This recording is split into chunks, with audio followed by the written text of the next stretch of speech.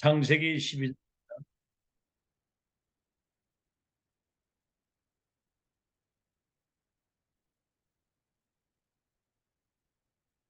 창세기 12장 1절에서 4절까지.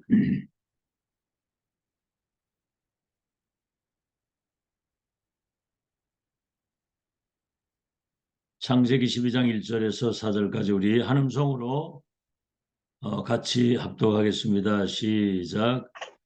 여호와께서 아브라함에게 이르시되 너는 너의 고향과 친척과 아버지의 집을 떠나 내가 네게 보여줄 땅으로 가라. 내가 너로 큰 민족을 이루고 네게 복을 주어 네 이름을 창대하게 하리니 너는 복이 될지라.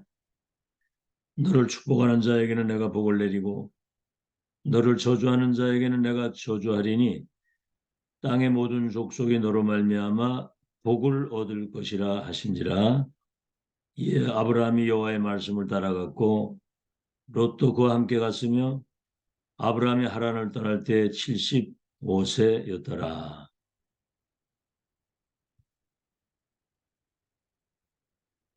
오늘 제목이 성삼위 하나님이 주인된 산업입니다. 3611의 그 재앙의 시대에 3611 에덴 동산 사건, 노아 홍수 사건, 바벨탑 사건, 이때 하나님이 세계복음 하나님의 큰 계획을 가지시고 아브라함에게 주신 첫 언약입니다. 내 친척 본토 아비집을 떠나라는 거예요. 다시 말하면 3611의 그 운명 속에서 나오라는 거죠. 내가 이제 지시할 땅으로 가라. 어디로 가라는 그 말씀을 구체적으로 안 하죠. 지시할 땅으로 가라. 앞으로 계속 인도하시고 말씀 주시고 역사하시겠다는 거거든요. 그러니까 말씀에 귀를 기울여야 되는 거죠. 말씀 따라가야 되는 거. 말씀 따라가면 성삼위 하나님이 나와 내 인생과 모든 업의 주인이 되시는 겁니다. 주인된 인생. 여기에서 이제 인생의 전환점을 맞이하는 거죠. 우리도 이제 이런 부름을 받았습니다. 그런데 분명히 말씀해야 돼요. 너와 네 후손들을 통해서 열방이 복을 받고 모든 민족이 복을 받을 것이라고 말씀을 했는데 문제는 뭐냐면 현실입니다. 현실. 당장 갈대아우를 떠나갔는데 흉년이 들어가지고 당장 밥 먹기가 어려운 현실. 내 씨로 말미암아 열방의 복을 받을 것이라고 그랬는데 100세가 가까이 오는 자신 쳐다보고 또 사라 마누라 쳐다보고 현실 쳐다보니까 갈등이 올 수밖에 없는 거죠. 뭔가 할 수 없다는 생각이 드는 겁니다. 자신도 모르는 사이에 낙심과 좌절과 불신앙이 따라오는 거죠. 이미 하나님은 모든 것을 다 준비해 놓으시고 계획을 미리 다 말씀하셔서 친족 본토 아비집을 떠나 내가 지시할 땅으로 말씀 따라가면 너가 복의 근원이 되고 네 이름을 창대케 하고 열국에 네가 아비가 되고 큰 민족을 이루는데 네 후손들 가운데 왕들이 나오고 나라가 일어나고 그들이 땅을 차지하고 번성해서 모든 민족 열방이 복을 받게 될 것을 미리 말씀하시는 거거든요.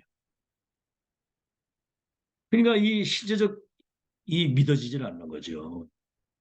여러분이 믿음이라고 하는 거는 하나님의 역사를 이루는 어마어마한 능력입니다. 믿음이. 그게 믿음 선물이거든요. 아시겠죠? 뭔가 믿어지지 않는 거는 이건 큰일 나는 일이거든요. 믿어져야. 그래서 어느 날 이제 정신이 드는 거예요. 아, 내가 언약을 붙잡고 나왔는데 현실 쳐다보고 사람 쳐다보고 내 자신 쳐다보고 숨은 불신앙이 있어서 숨은 불신앙, 하나님만 아시는 롯을 항상 데리고 다니는 거거든요. 만약에 자식을 낳으면 이거를 상속자로 삼겠다. 분명히 하나님은 내 몸에서 날 자, 내 씨로 말미암아 그랬거든요. 그러니까 사람들이 안 믿어요, 잘. 그래서 어느 날 롯을 떠나보냅니다. 네가 우해라. 나는 저하리라. 이래가지고 단을 쌓고 여호와의 이름을 부르기를 시작을 하는 겁니다. 그때 하나님이 눈을 들어서 동서남북을 바라보라. 종과 횡으로 다녀보라. 보이는 땅과 모든 것들을 너와 네 후손에게 줄 것이다. 나는 너의 방패요 너의 상급이니라. 내가 너로 큰 민족을 이루고 내가 한다는 거죠. 우리는 언약만 잡고 믿음으로 결단하고 기도하면 되는 거거든요. 얼마나 중요했던지 너를 축복하는 자를 축복하고 너를 저주하는 자를 내가 저주하리라 그랬거든요. 자, 오늘 또 하나 우리가 기억할 것은 예수님이 이 땅에 오셔서 두 가지 하셨어요. 첫째는 뭐냐면 12사도 누가복음 9장에 그래서 12사도를 예수님이 직접 갈보리산, 감남산, 마가다락방에 언약 가지고 세상을 내보내시잖아요. 그 다음에 그 목회자를 중심으로 해서 일평생 산업의 현장에 증인으로 세울 70인 제자를 세우신 겁니다. 70인 제자. 예수님이 친히 가셔야 될 그곳을 대신 보내시는 예수님의 대리자로 70인을 세우신 거고 현장을 보여주고 현장을 보낸 거거든요. 반드시 현장에는 70제자, 70지역, 70나라, 70종족 얘기하잖아요. 그래서 이러한 모든 축복을 예비해 놓고 70인을 세우신 겁니다. 그래서 예수님이 그 보내심을 받아서 둘씩 이렇게 나갔는데 귀신이 항복을 하고 병자가 치유가 되고 하나님의 역사 일어나는 거 보고 막 그냥 굉장히 막 감동받아가지고 봐서 보고를 하는데 나도 그걸 다 봤다. 그러나 그것 때문에 기뻐하지 말고 너희의 이름이 하늘나라 생명록에 기록된 것을 인하여 기뻐하라 그랬거든요. 전능하신 하나님인 나의 아버지, 성삼위 하나님이 나의 배경, 보좌의 축복과 시공간을 초월해서 2, 3일 살릴 수 있는 모든 축복을 예비하시고 그 현장에 예비된 그 응답을 찾아 누리라고 70인을 세우신 거거든요. 자, 오늘 서론입니다. 하나님이 나의 주인이 된 산업. 다시 말하면 나와 나의 산업이 보좌화 되기를 원하시는 것이 하나님의 계획입니다. 이 언약을 붙잡고 조금만 우리가 하나님의 계획을 놓고 기도하면 성삼위 하나님이 오력으로 임재하시고 보좌의 축복 시공간을 초월해서 237 빛을 비출 수 있도록 전무후무한 나와 교회와 현장의 응답이 내게 실제로 임하고 세팅이 되도록 그래서 3시대 전도운동할 수 있는 이 축복이 보좌화가 되는 거거든요. 나의 주인이 되니까 보좌화의 축복이 나와 산업의 현장에 임하는 거거든요. 성경은 아브라함 부르실 때부터 처음부터 너와 네 후손을 통해서 열방이 모든 민족이 복을 받겠다. 마지막 말씀도 뭡니까? 하늘과 땅의 권세를 가진 주님이 하나님 나라의 일을 너희들과 세상 끝날까지 항상 함께 있겠다고 그랬고 보좌에 계신 주님이 그들과 역사하시겠다고 그랬고 땅 끝까지 내 증인이 되리라 그랬거든요. 그래서 이제는 우리는 가장 중요한 현장을 지금 놓치고 있는 겁니다. 현장. 모든 민족 천하만민 모든 족속 땅 끝까지 70 제자 70지역 70나라 70종족 이걸 놓치고 교회 안에서 쓸데없는 사람 소리 사람 갈등 이런 것 속에 세월을 다 보내는 거예요. 자, 이제 여러분이 언약을 붙잡고 정말 하나님의 계획을 우리가 놓고 현장의 12가지 운명 속에 죽어가는 그들에게 답을 줄 수 있는 망대의 역할을 하고 살아요. 아브라함이 천하 열방 복을 받는 열방의 망대거든요. 이런 언약을 붙잡고 믿음으로 이제 결단하고 이제 현장 살리는 이 기도가 시작이 돼야 되겠죠. 뭐라고 목사님 얘기를 하셨냐면 딸이 만약에 집 길을 잃어버려가지고 실종을 했다. 그러면 여러분 청주 지역에 딸 찾아 댕길 거 아닙니까? 딸을 찾기 위해서. 그런 심정으로 현장에는 70 제자가 예비되어 있다는 사실이거든요. 그런 심정을 가지고 찾아야 된다는 것. 그날의 영생 얻기로 작정된 자, 숨겨진 자, 예비된 자, 준비된 자가 현장에 그날에 예비되어 있는 거거든요. 자식을 찾는 그런 심정으로 하나님이 예비해 놓은 작정대를 찾는. 여러분, 예를 들어서 어디 저 중요한 현장에 보화가 막 어마어마하게 천문학적인 그런 어떤 보화가 숨겨져 있다고 한다면 그거 찾기 위해서 다닐 거 아닙니까? 분석도 하고.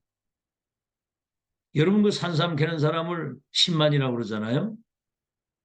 그런 사람들은 이미 산을 분석을 다 했어요. 어디쯤 산삼이 나올 것이라는 걸 대략 알고 그걸 찾으러 가는 겁니다. 그러니까 찾으니까 이제 힘받다 그러는 거거든요. 우리의 산업이 성삼위 하나님이 주인이 되시면 70지역, 70세력, 70나라에 영향을 끼칠 수 있도록 하나님이 보좌의 능력과 그 축복으로 임하는 겁니다. 보좌와. 여러분 우리가 어제도 얘기 들었잖아요. 11별과 해와들 내게 절할 것이라고 하는 그 언약의 꿈을 꿨는데 내중에 바로왕 앞에 서는 거 보세요. 가기 전과 과정과 왕 앞에 서는 날까지 결단하고 이 믿음의 기도가 평상시에 누려질 때 이런 응답이 오는 거예요. 요게벳이 아들을 갈대상자에 떠내려 보내면서 왕궁으로 보내야 되겠다고 하는 그리고 요셉에게 전한 이 언약이 내중에 출애굽의 기적과 광야의 기적, 가난의 기적을 이루잖아요. 아시겠죠? 오바다 같은 사람 한 사람이 100명의 생도를 불에 숨기고 그게 도단성 운동이 돼가지고 세계 바꿀 줄 누가 알았습니까? 바울이 회당에 들어가서 렘넌트에게 복음 전했는데 그 이후에 핍박이 와가지고 유랑민으로 흩어졌는데 이것이 세계 복음화 될 줄 누가 알았습니까? 앞으로 우리 렘넌트 일어나서 망대 역할을 감당하고 237의 빛을 비추는 그 시대가 오면은 상상 초월의 일, 천지 개벽의 역사, 뭐 놀라운 일이 벌어질 겁니다. 그래서 오늘 서론에 아브라함이 창세기 13장 18절에 14절에서 10부터 18절 단을 쌓았거든요. 그 이후에 이뤄진 일은 뭐 상상 초월이고요. 두 번째 렘넌트 7명이 노바디 나싱이잖아요. 노예로 가고 저 포로로 가고 유랑민이 되고 도울 사람 있습니까? 가진 게 있습니까? 딴 거 없거든요. 언약 붙잡고 저 보좌를 바라보니까 여러분 내 거 가지고 세상 것 가지고는 세계 보면 못합니다. 밥 새끼도 먹기도 어려워요.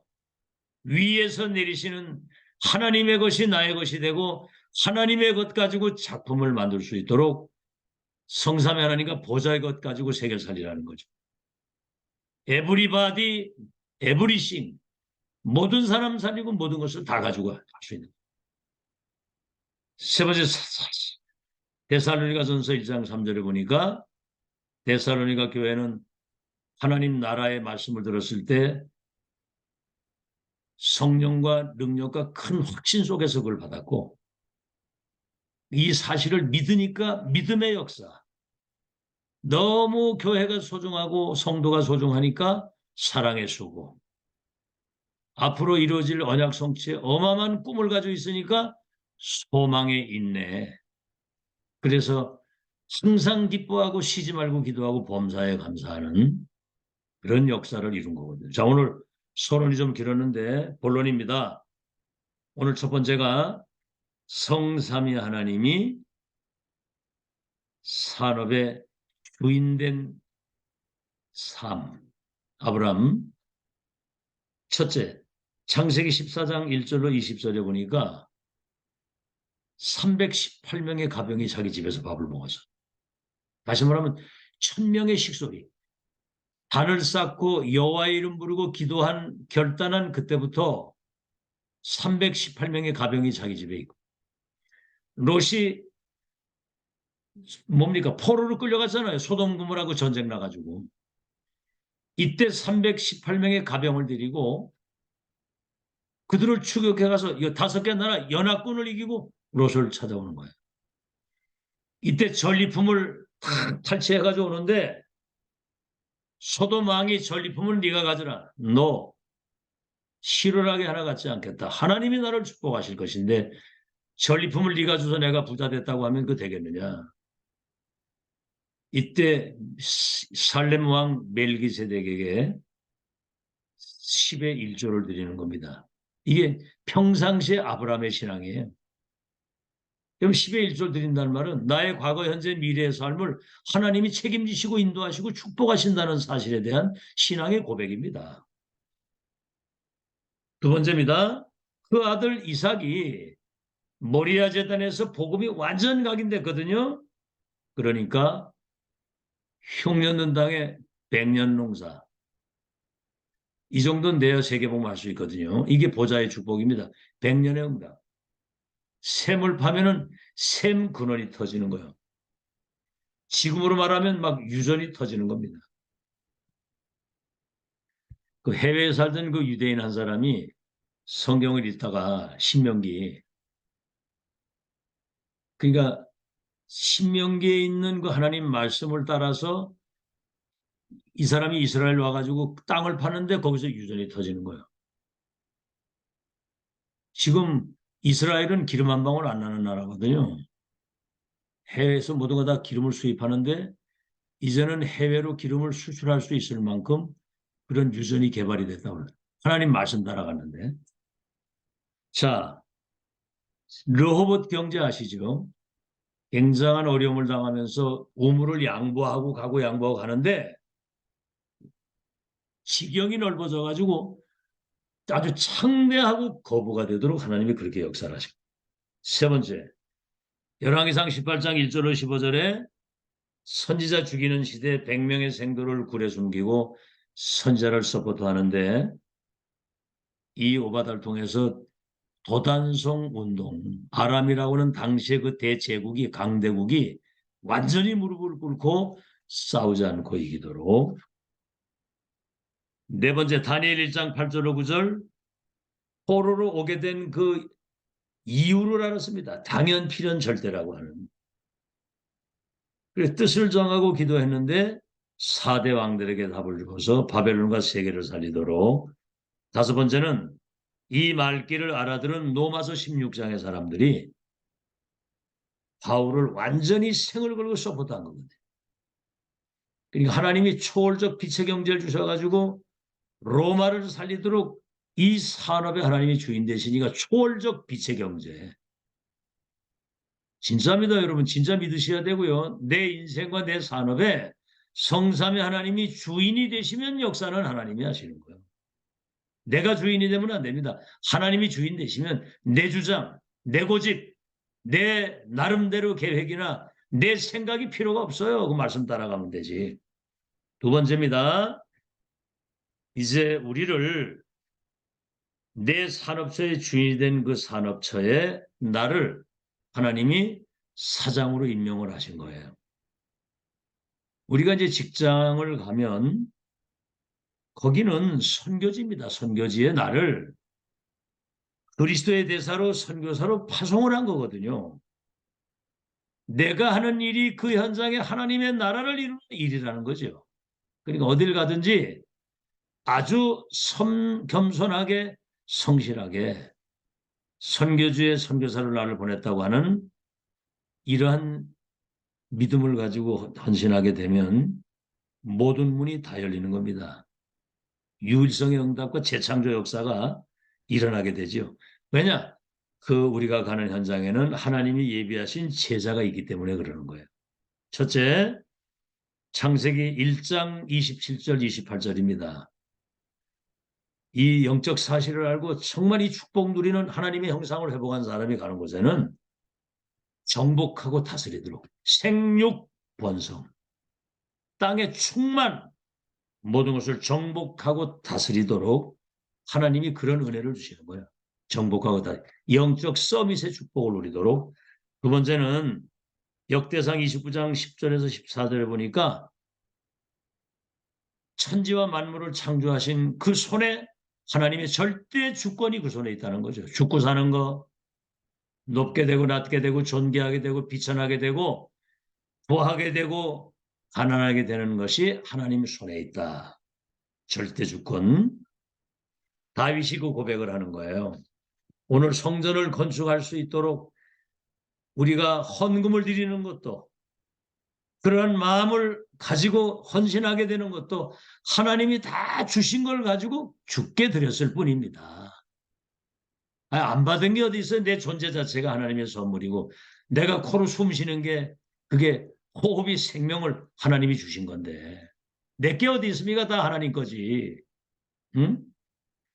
그래서 세 번째 로마서 16장 3절로 4절에 바울은 전도자 뭡니까? 브리스길라 아굴라 부부는 전도자 바울을 위해서 목도 아끼지 않고 내어놓았고 전 재산을 올인하면서 로마 복음화에 끝까지 무덤이 로마에 묻히도록 축복을 안 할 수가 없는 거예요.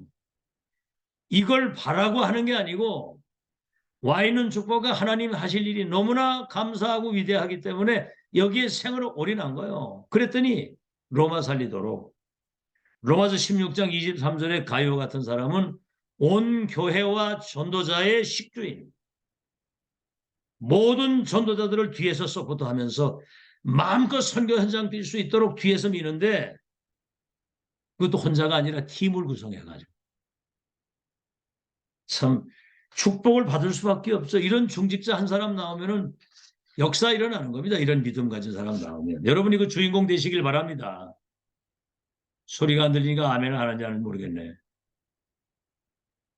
마지막입니다. 세 번째 그래서 세계복음화 아시겠죠? 우리 산업과 내 인생의 주인을 그리도록 모시면 세계복음화의 역사가 일어나는 거죠. 첫째 마태복음 10장 40절에서 42절에 보니까 너희를 영접하는 자는 나를 영접하는 것이요 나를 영접하는 자는 나 보내시를 영접하는 것인데 선지자의 이름으로 선지자를 대접하면 선지자의 상을 받고 냉수 한 그릇이라도 복음을 위해서 대접하면 하늘의 상을 잃지 않을 것이다. 아시겠죠? 자, 그래서 나는 안 믿어도 잘 되는데 행복한데 그거 다 거짓말입니다. 그 사탄에 잡혀서 그따구 소리를 하는 거예요.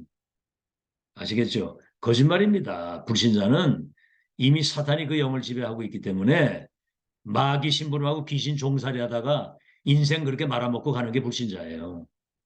아시겠죠? 두 번째, 70인.